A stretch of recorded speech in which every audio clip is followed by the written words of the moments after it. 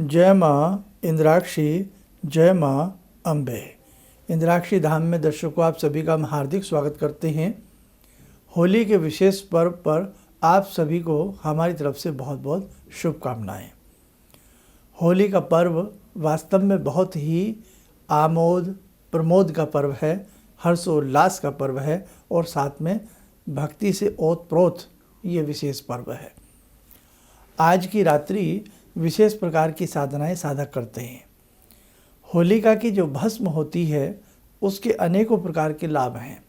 इस अंक में हम आपको बताएंगे और कुछ बातें होली के बारे में बताएंगे। आइए पहले आज का हम पंचांग देखें। 6 मार्च सन 2023 दिन सोमवार, संवत 2079, फाल्गुन मास, शुक्ल पक्ष, तिथि आज चतुर्दशी और पूर्णिमा का संयोजन है। 14 जो तिथि है वो शाम के 4:20 तक रहेगी। उसके बाद पूर्णिमा लग जाएगी। नक्षत्र मघा, राहुकाल 7:30 से 9, दिशा सूल पूर्व दिशा। अब होली को लेकर के बड़ा कन्फ्यूज़न है, इस पर लगातार हम आपको एक सप्ताह से सारी जानकारी विस्तार से दे रहे हैं। होली का पूर्णिमा की रात्रि में दहन की जाती है, ये मनाया जाता है और साथ ही लेकिन भद्रा उसमें निषेध है, भद्रा को छोड़ा जाता है। लेकिन मुहूर्त प्रकरणों में, मुहूर्त शास्त्रों में, पंचांगों में बहुत जगह ये चीज़ है कि अगर भद्रा लंबे समय तक हो और अगले दिन रात्रि में पूर्णिमा बिल्कुल विस्तार से ना हमें दिखती हो, उस स्थिति में हम भद्रा का मुख छोड़ करके उसका पुच्छ ले सकते हैं। तो कायदे में तो आज रात्रि में होली का दहन होना चाहिए, ठीक है। लेकिन अब भाई इसमें आप और हम क्या कर सकते हैं, हम कह सकते हैं ना। लेकिन अगर आज नहीं है और कल अगर आप होलिका का दहन करते हैं तो पहले तो उसकी जानकारी थोड़ी सी ले लें, वो हम आपको बता दें। जहाँ भी होलिका दहन होता है वहाँ अगर आज हो रहा है तो आज जाइए, उसको अच्छे से पूछ के आइए। जैसे जैसे हमने होलिका विशेषांक में बताया था वो आप हमारा सुन लेना, ठीक है। कल हो रहा है तो कल आप चले जा कर के कल उसकी पूजा कर लेना। होलिका दहन जब हो तो हमने एक विशेष प्रकार का उसमें उपाय बताया था कि उसमें कुछ द्रव्य बताए थे, वो वहाँ से नोट कर लेना होली विशेषांक से, वो उसमें होम के आना और एक कच्चा सूत का धागा अपने पैर से सिर तक नाप करके सारे परिवार के नाम से सब अलग अलग सबका नाप करके होली में डाला जाता है। वर्ष भर के कलेश कट जाते हैं, संकट दूर होते हैं और यदि कोई गुप्त क्रिया आपके ऊपर कोई की होती है तो वो भी नष्ट हो जाती है। अब हम आपको ये बताएं कि अब वास्तव में होली की रात्रि में तंत्र मंत्र प्रयोग किए जाते हैं, वास्तव में किए जाते हैं। लेकिन एक वहम हम आपके दिमाग से निकाल दें। हर तीसरे आदमी के मन में ये वहम आ जाता है कि होली की रात्रि में कोई हमारे ऊपर ना कर दे, कोई भूत प्रेत हमारे ऊपर ना छोड़ दे। तो देखो इसमें 99% अंधविश्वास है। कैसे? उस सब चीज़ों के लिए एक प्रयोगकर्ता अच्छा अनुभवी होना चाहिए और वो अनुभव लाखों व्यक्तियों के बाद कोई एक होता है जिसके पास होता है। ये नहीं कि सभी तांत्रिक बन जाएं और सभी के पास ये गुप्त क्रियाएँ होती हैं। दूसरी बात, पुस्तक पढ़ करके कभी भी तंत्र प्रयोग नहीं करने चाहिए, उल्टा आपको नुकसान हो जाएगा। तो जो साधक तंत्र प्रयोग करते हैं या आज रात्रि में सोच रहे हैं, किसी पुस्तक को पढ़ करके सोच रहे हैं, सावधानी बरतें, अहित भी हो सकता है आपका स्वयं का। तो इस प्रकार से ये चीज़ें बिना गुरु के निर्देशन में रहे बिना नहीं करनी चाहिए। इसलिए ध्यान रखें, गुरु निर्देशन सर्वोपरि है, बिन गुरु ज्ञान नहीं रे। समझते हैं ना? खैर, तो आप ध्यान रख लेना। और एक बात अब हम अपनी भी बता देते हैं। आज रात्रि में हमने एक मंत्र सिद्धि के लिए बताया है भगवान नरसिंह का। इससे हमारे परिवार की, कुल की हमारी रक्षा होती है। भूत प्रेत कोई भी ऐसी चीज़ डाकनी शाकनी हमारे ऊपर हो, हम तुरंत सुरक्षित हो जाते हैं इसे पढ़ते ही। आपको कहीं भी जाने की आवश्यकता नहीं है। अपने घर में भगवान है, अपने मन में मंदिर है। आप अच्छे से इन सब चीज़ों को करिएगा। मतलब मेरा भाव ये है कि कई बार हम भूत उतरवाने के लिए इधर उधर धक्के खाते हैं, मारे घूमते हैं।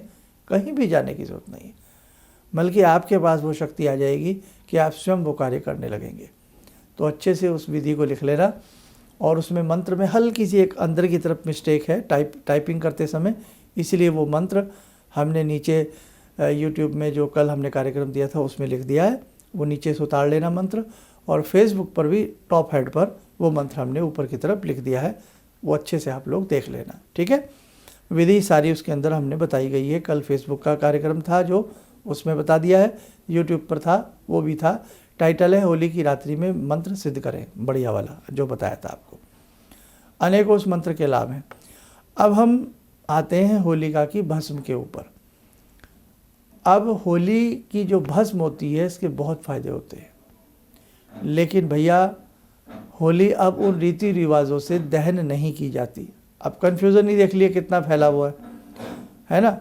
अब कायदे में जो अच्छे पंचांग हैं हमारे देश के, उन सब ने होली का दहन आज रात्रि का बताया है और कल की बताई है रंग वाली होली, लेकिन 50-50 का रेशो चला जाता है। इसलिए देख लेना, होली का दहन 90% या 70-60% होली का दहन लोग कल करेंगे और फाग वाली होली जो वो परसों खेलेंगे।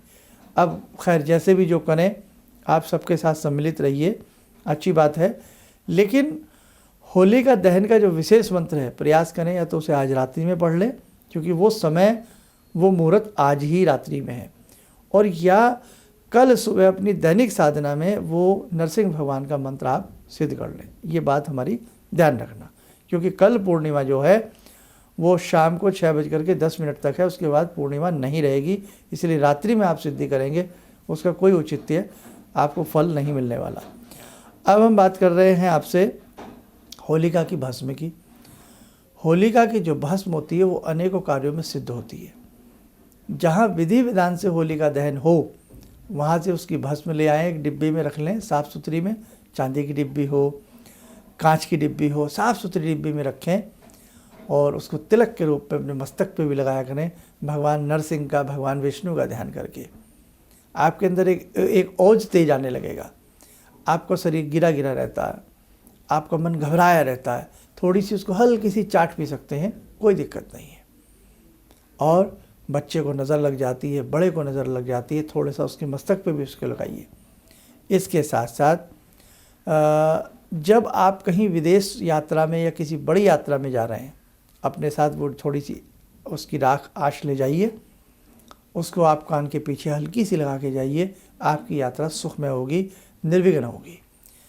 इसके साथ साथ आपने कोई ऐसा भवन, कारखाना लिया है या भवन लिया है जिसमें बड़े संघर्ष से हो रहे हैं, बड़ी दिक्कतें आ रही हैं, तो क्या करें, पीले रंग का एक कपड़ा ले लें, पीले रंग के कपड़े में वो होली की राख, 2 पीली कोड़ी और एक गोमती चक्र और एक हल्दी की गांठ, ये सारा सामान रख करके पीले ही धागे से बांध करके बृहस्पतिवार के दिन या मंगलवार के दिन या इतवार के दिन, 3 दिन चुन लें, गुरु, मंगल और रवि, किसी भी एक दिन चौखट पर जा कर के उसको टांग दीजिए और नमस्कार कर लीजिए भगवान विष्णु का ध्यान करके कि प्रभु आपकी कृपा से मैं, मेरा परिवार और ये भवन, ये घर, ये उद्योग सुरक्षित रहे। तो उस कारखाने में जो गतिविधियां गलत हो रही थी वो धीरे धीरे सही होने लगेंगी। और टांगना ये अंदर की तरफ है, जो जल्दी से किसी को दिखाई भी ना दे। इस हिसाब से हल्की सी छोटी सी एक पोटली बना करके टांग दें। अपने घर में भी हर वर्ष एक पोटली बना करके इसी प्रकार से सामग्री की अपने मुख्य दरवाजे पर या अंदर के दरवाजे पर आप उसे लगाइए और आपके परिवार में सुरक्षा आने लगेगी। इसी राख का एक प्रयोग और किया जाता है, जैसे पति पत्नी में बहुत कलेश रहता है, आपको लगता है कि भाई कहीं कोई जादू टोना ऐसा कुछ, शायद तो कहीं कुछ ऐसा नहीं हो गया है। वैसे ऐसी चीज़ें मैं आपको सही बताऊं बहुत कम होती हैं, 90%, 99% ऐसा नहीं होता है। हमारे ऐसे ग्रह होते हैं, हमारा ऐसे भाग्य होता है। लेकिन फिर भी जो चीज़ें हैं, करने वाले आज भी हैं, ऐसी बात नहीं है। हर चीज़ के विद्यावान आज भी हैं, विद्यार्थी भी हैं। तो आप क्या करें, थोड़ी सी राख, मामूली सी राख, जो भी आपको एक दूसरे पार्टनर में जहाँ भी जो तकलीफ़ महसूस होती है, तो उनको किसी तरीके से उनके भोजन में या उनके मस्तक पर लगाई जाए। तिलक के रूप में तो हम लगा ही सकते हैं भाई, इतना तो प्रेम परिवार में हमारा रहता ही है। कोई भी ऐसा लगता है तो वो दूर होगा। बच्चों में चिड़चिड़ापन है, गुस्सा है, कड़वाहट है, बात बात पर क्रोध है, तो श्री हरि के 108 नाम जपें, भगवान विष्णु के 108 नाम जपें और वो राख उन बच्चों के मस्तक पर कहीं लगाई जाए, उनकी पुस्तक पर लगाई जाए, ताकि पुस्तक का ज्ञान उन्हें प्राप्त हो विद्या का ज्ञान उन्हें प्राप्त हो। और यदि आपको लगता है कि कोई व्यक्ति आपको बड़ा प्रताड़ित कर रहा है, आपको परेशान कर रहा है, उस व्यक्ति का नाम लिखें, थोड़ी सी राख रखें, थोड़ा सा खुशबूदार चमेली का कोई भी फूल रख दें या उसकी पंखुड़ियाँ रख दें और किसी वजनदार चीज़ के नीचे उसे दबा करके कुछ समय के लिए रख दें। वो व्यक्ति आपको प्रताड़ित नहीं करेगा, आपकी तरफ उसका मोह रहेगा, आपकी तरफ उसका अट्रैक्शन रहेगा। ठीक है, ऐसा भी आप कर सकते हैं। और सुन लीजिए किसान भाई, सुन लीजिए, जहाँ खेतों में फसल कम होती हो, पशु ज़्यादा बीमार होते हैं, तो ये होली की राख का तिलक पशुओं को भी लगाया जाए और थोड़ा सा गंगा जल में ये राख मिला करके पशुओं को छींटा दिया जाए। पशु स्वस्थ होते हैं, निरोगी होते हैं। खेत खलिहान में भी इस राख को पानी में मिला करके या गोमूत्र के साथ मिला करके उसका यदा कदा छींटा दे दीजिए। आपकी खेतों में फसल में आपको अच्छा लाभ मिलेगा, ईश्वर की कृपा बनेगी। जिस घर में नज़र टोक बाधा ज़्यादा रहती हो तो वहाँ पर भी थोड़ा सा जल में मिला करके इस राख का छींटा देना चाहिए। किस दिन? रविवार या मंगलवार के दिन शुभता आएगी। ठीक है, आइए समय हो चला आज की ध्यानमाला का। श्री हरि की कृपा सबको प्राप्त हो। जुड़े श्रीमन्नारायण भगवान श्री नरसिंह भगवान से। ॐ करारविन्दे न पदारविन्दं मुखारविन्दे विनिवेशयन्तं वटस्य पत्रस्य पुटे शयनं बालामुकुन्दं मनसा स्मरामि बालामुकुन्दं मनसा स्मरामि कस्तूरीतिलकं ललाटपटले वक्षस्थले कौस्तुभं नासाग्रे वरमौक्तिकं करतले वेणुकरे कङ्कणं सर्वाङ्गे हरिचन्दनं सुललितं कंठे च मुक्तावले गोपास्ति परिवेष्टितो विजयते गोपालचूडामणि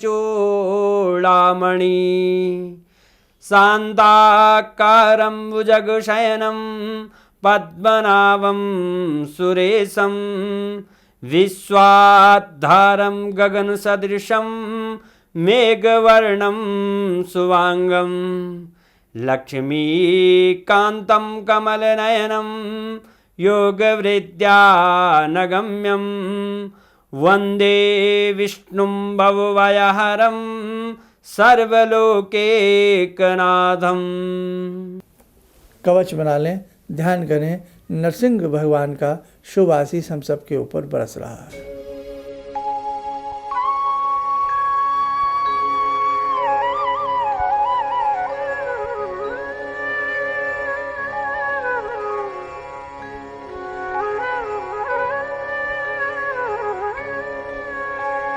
ओम बोलते हुए नेत्र खोलें, सामान्य हो जाए। देखो मेरे साथियों, नाना भांति के योग हैं, नाना भांति की बातें हैं जो समय समय पर आपको और हमें शेयर करनी है। इस प्रकार के जितने भी हमारे वीडियो हैं उन्हें आप धर्म के नाते शेयर ज़्यादा से ज़्यादा कीजिए ताकि लोगों को भी इस प्रकार की जानकारी प्राप्त हो सके। दूसरी बात, होली के बारे में हमने समस्त जानकारी आपको होली का विशेषांक में दी है।